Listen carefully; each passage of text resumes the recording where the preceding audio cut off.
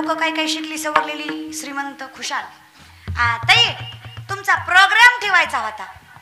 Programme करते होय मी. तुला ह्यो प्रोग्राम दिसतो का? आमच्या गावात सप्ताह होता, तुम्हाला घुसवायचं होतं. घुसव. त्याच्यापेक्षा भंगार. तुमची सुपारी किती? तुला उकळात घालून मुसळात न काढते आणि मग सांगते किती घेतो आम्ही ते. त्याच्यापेक्षा भंगार. तुमचं तुम्हालाच आणावं लागतं का आम्ही आणावं लागतं? नाही नाही, गुत्त दे. तुझं सोयाबीन खुरपी दे, मुकादम आहे दी. गुत्त दे गुत्त. डोंबऱ्याचा खेळ आहे आमचा, वाजवतो बी आम्ही, नाचतो बी आम्हीच. कुशाल लोक म्हणते ते तुमचं तुमचंच असतंय का आमचं असतंय म्हण. काय का तू, तुला माहित नाही, तू विचारतो कशाला रे? काही म्हणतात लय भांगार भांगार शब्द काढलेत ते कीर्तनाला. तर काही कार्यक्रम प्रोग्राम तारीख काय काय काय म्हणते. काय तुमचा ढोलकीवाला तुम्हीच आणा. त्याला माहित सुद्धा नाही याला पखावाच म्हणते. त्याला डोक्यात घातला पाहिजे तो. म्हणा पाहिजे ढोलकी नाही रे बाबा, आमच्या ढोलकी वाजवल्यावर आम्ही कोण झालो यार? काय मूर्खासारखं वागायचं. ह्याला पखावाच माहित नाही, पेटी माहित नाही, विना माहित नाही. तुम्हाला नीट सांगते हो का, हे कीर्तन ह्याला सेवा म्हणतात. काय म्हणतात ह्याला? सेवा म्हणतात. एखाद्या महाराजाला विचारायचं तर फोन करून विचारायचं, महाराज सेवा हवी होती, वेळ असेल तर द्या. काय म्हणतात? सेवा. हे कुणाच्या बापाची जागीर नाही, ही जगाच्या मालकाची सेवा आहे. याला सेवा म्हणतात, याला पखावाज म्हणतात. ती असती ती ढोलकी, हा पखावाज, हा विना, ते तुंतुन. हा काय? विना, ते तुंतुन. ही बसून असती ती पेटी, उभा असती असं बसून पायानं वाजवते ती इगडी. हे लावणी मृदंग श्रुती टाळ घोष, लावणी मृदंग श्रुती टाळ घोष, सेव ब्रह्मरस आवडीले, सेव ब्रह्मरस आवडीले.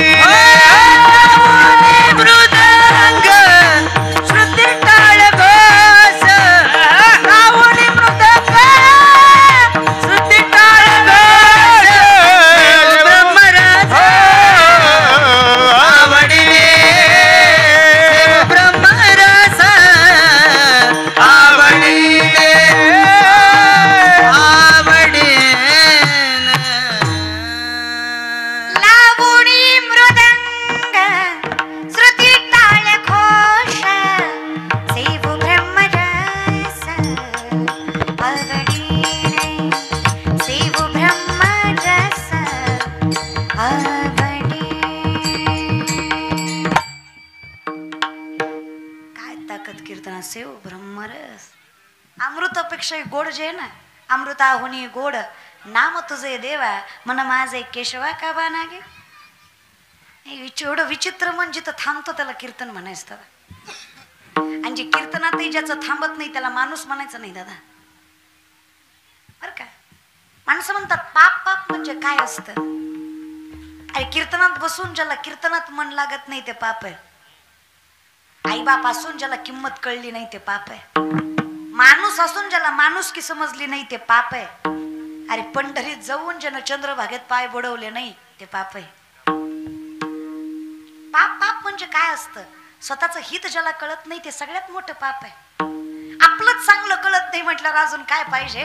तुकोबाराय म्हणले देवा हे तर आमचं चुकतं, आमचंच आम्हाला कळत नाही. येथे कोणाचे काय बा गेले, ज्याचे त्याने आण हित केले. म्हणून तर विनंती गोमटे ते करा माझे, भार ओझे तू माझे.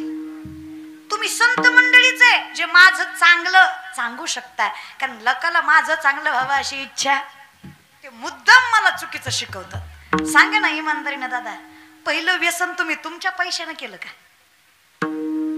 पहिला दारूचा ग्लास, पहिला तंबाखूचा घास, पहिला सिगरेटचा श्वास तुम्ही तुमच्या पैशाने ओढला का? मग जीवनात कोणतर दानशूर करणं होतं का नाही? जी म्हणला घी घी काय होत नाही, करून बघायचं असतंय, घी घी आयुष्य एकदाच असतंय, पुन्हा काय असतंय घी. अरे अवस्था तुमची नाही रे, तुमच्या कुटुंबाची वाईट होते. त्रास जेवढा तुम्हाला होतो ना त्याच्यापेक्षा जास्त तुमच्या कुटुंबाला होतो. जेव्हा 4 पोरामध्ये एखादा पोरगा तुमच्या पोराला म्हणतो अरे पितो की रे तुझा बाप, वाईट वाटतं पोराला.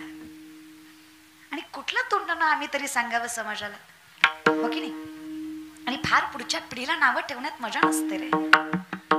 दरवेळेस म्हातारी माणसं फक्त एवढंच म्हणतात, पोरवाया गेली, पोरवाया गेली, पोरवाया गेली. इथं बिडू फुकू फुकू तुमची थोबाड आत गेली हे नाही दिसत तुम्हाला, फक्त पोरच वाया गेली. खुशाल म्हाताऱ्या बायका त्या दारावर बसून, आजकालच्या काय पोरी आहेत, ह्यांना काय लाज आहेत, आमच्या जमान्यात नव्हतं बाय असो, आम्ही किती इज्जतीनं खाल्लं माय, किती कष्ट केलं माय, ह्यांना काय छळ आहे माय, आम्ही किती कष्टानं मोठं केलं माय, ह्यांना निस्ता आयतं भेटलं माय, तरी सुद्धा नग वाटतंय माय. अगं तू करती काय? अगं तू दारात बसून मिसरी चोळची, तुझ्या मिसरीच्या वासानं म्हशीनं दूध द्यायचं बंद केलं, इतका भंगार वास आहे त्या मिसरीचा. तू नातीला काय सांगते तोंड घेऊन? आणि त्याच मिसरी तोंड नाताची मुख्य घ्यायचं मा मा मा. आता नाताला कसली घाण सवय लागल महाराज. इतक्या लहानपणी त्याला एवढा बेकार दुर्गंध व्यसनाचा आला, त्याला मोठेपणी व्यसन करायचं काय अवघड आहे? फक्त पुढच्याला सांगत जाऊ नका दादा, थोडा आपणही विचार करत जा. आज मी कीर्तन कराय, यात काहीच अवघड नाही. माझ्या बापाला सुपारीचं व्यसन नाही, माझ्या बापाला सुपारीचं व्यसन नाही. आयुष्यभर माझ्या बापानं परमार्थ केला, पेटी वाजवली. माझ्या बापा इतका भोळा माणूसच नाही. मी माझा बाप असल्यावर कधी कौतुक करीत नाही, पण नसल्यावर भारी वाटतं. म्हणजे नसल्यावर करायला चांगलं वाटतं, समोर समोर करायचं नसतं. मी आज जेवढी काही येते माझ्या मायबापामुळे. माझी मायाही तशी, माझा बापही तसा. माझ्या आई इतकं प्रेमळही कोणी नाही. माझ्या आई बापानं मोठं केलं मला. की तुम्हाला जे वाटतं ना कीर्तनकार वगैरे, काही नसतं अवघड. माझा बाप माळकरी, माझा आजा माळकरी, माझा पंजा माळकरी, माझ्या पंजाच्या पंजा बी माळकरीच होता. अखंडितपणे माझ्या पूर्वजांनी परमार्थ केला. अहो आयुष्यभर त्यांनी नामचिंतन केलं आणि त्यांच्या नामचिंतनाचं फळ माझ्या पिढीला भेटला. हा परमार्थ असतो. हो जगी ऐसा बाप व्हावा, जगी ऐसा बाप व्हावा, जगी ऐसा बाप व्हावा, जगी ऐसा बाप व्हावा, जगी ऐसा बाप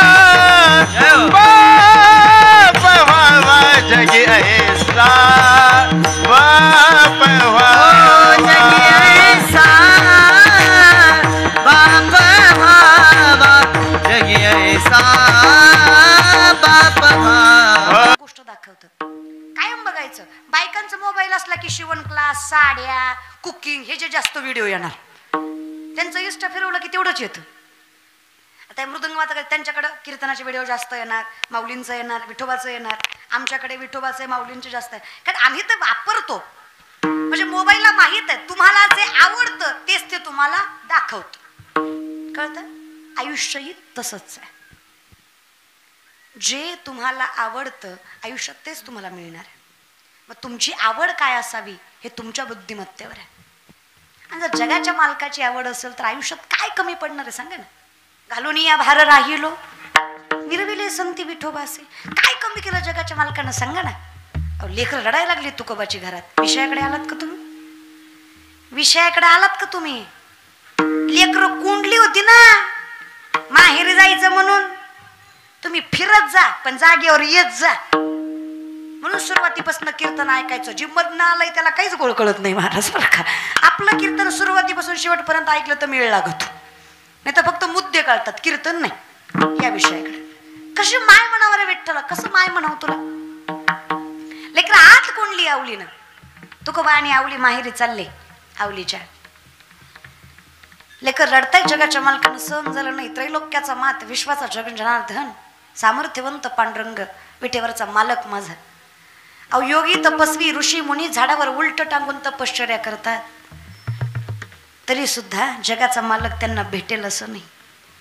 अहो जिवंतपणे त्यांची हाडं मांस पशुपक्षी खातात, तरी सुद्धा जगाचा मालक भेटेल याची खात्री. तो विश्वाचा मालक माझा देहूच्या दारात येतो तुकोबांच्या आणि आवलीच्या भावाचं रूप घेतो, अर्थात लेकरांच्या मामाचं रूप घेतो आणि हाका मारतो तुकोबांच्या लेकरांना. भागू ए भागू.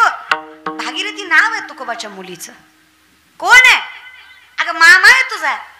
दिवाळीला हे दोघंच आले, तुम्ही आला नाहीत म्हणून तुम्हाला न्यायला आलो. अगं दरवाजा तरी उघडा. भागू रागानं म्हणली, मामा डोळे आहे ना तुम्हाला? कडी आतून नाही बाहेरून लावली. उघडा म्हणे. कडी उघडली. लेक हो शेवटी ती. पटकन बापाचं पांग, बापाचं वाण उघडं पडू देत नाही, बापाचं पांग फेडते. विचारलं बाबू का आला नाही ग? काही नाही म्हणे. काही नाही म्हणे हो, सुट्टी नाही शाळेला.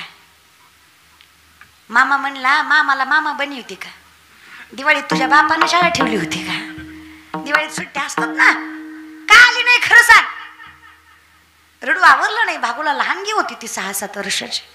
मामा आईनं नेलं नाही. आई म्हणली चांगले कपडे नाही तुमच्या अंगावर, बापाचं नाव जाईल तुमच्या. अवस्था वाईट आहे म्हणून नेलं नाही. आमच्या बाबानं सगळं दिलं देहूला, आमच्या पदरात काही राहिलं नाही आणि आमची अवस्था दुसऱ्या गावाला कळू नये म्हणून आईनं आम्हाला सोबत नेलं नाही. किती संताचं मन मोठं असतं दादा. तुकोबाची पत्नी आवली एका लुगड्यावर संसार करायची. एके दिवशी असंच कणगीत आंघोळ करताना, पहिलं काही बाथरूम वगैरे नसायच्या, बायका आडोसा शोधायच्या आणि त्यात आंघोळ करायच्या. कणिक म्हणजे ज्यात आपण धान्य ठेवतो तिथं आंघोळ करायची आणि त्याच्यावरच लुगडं वाळू घालायची. अख्ख्या संसारात मायतीला एकच लुगडं होतं. आणि तिच्या माहेराची श्रीमंती बघायला गेलं तर माय तिच्या बापाचा 3600 एकर ऊस होता. किती? उंबऱ्याच्या बाया 3600 होता ग. 3600 एकर ऊस होता बापाच्या घरी आणि उंबऱ्यात नव्हता, पुण्यात होता. जागेला किंमत आहे ना माय. 3600 एकर फक्त ऊस होता. 1425 माणसं एका दिवशी हाताखाली कामाला असायची तिच्या बापाच्या. एवढ्या जागीरदाराची पोरगी एका लुगड्यावर संसार करायची तुकोबाचा, पण तक्रार करीत नव्हती. तुमचं बरं आहे ना? आपलं सहज विचारलं महाराज. आमची वर्षभर आमच्याच खिशातले हळूहळू काढती, तीच दिवाळीला नेती, त्याचीच साडी घेती, तीच नवऱ्याला आणून दाखवते. बघा माझ्या भावानं घेतली. एवढे हसले म्हणजे पटलं दिसतंय. 50-60% बायका तरी करतात. करा न करा शेवटी तुमचंच घर आहे, त्याचे पैसे काय तुमचे काय तुमचेच आहेत. पण सामर्थ्यानं संसार सांभाळा. माय पुरुषाला परमार्थ करावा लागतो तेव्हा देव भेटतो. लेख म्हणून सांगते, तुम्ही नाती जरी प्रेमाने सांभाळली ना तरी तुम्हाला देव भेटल्याशिवाय राहत नाही. एवढी ताकद तुमच्यात असते. तुम्ही फक्त नाती सांभाळा. घर टिकवायचं तुमच्या हातात आहे ग. ह्यांनी काही करू द्या ग, घर चालत नाही जर बाई चांगली असेल तर. आणि हा किती चांगला असू द्या, पर कीर्तन करीत असू द्या, पण बायको इडी असू द्या. कीर्तन करायला सुद्धा घराचा काटा काढल्याशिवाय सोडित नाही. ही गेला सप्त्याला, हे न केला घरी का आला, आता काय करते महाराज.